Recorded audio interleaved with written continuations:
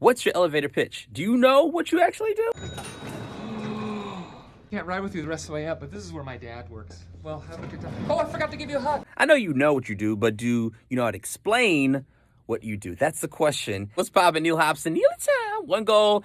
Now, I do a lot of different things. I'm a DJ. Just got done with a radio show, MC, dance choreographer, speaker. Do a lot of things, but when people ask, what do you do? I have to break it down and explain it very quickly. And this is very simple. I learned this at a Maxwell Leadership Conference.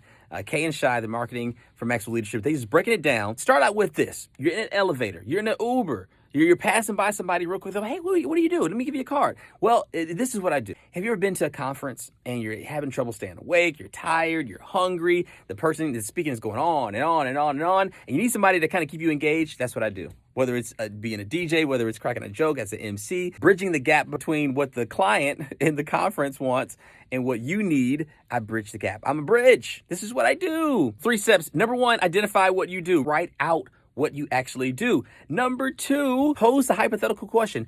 Hey, you ever been at this place? You ever had a need for this? Have you ever, start out with, have you ever? Have you ever had a dream that you had?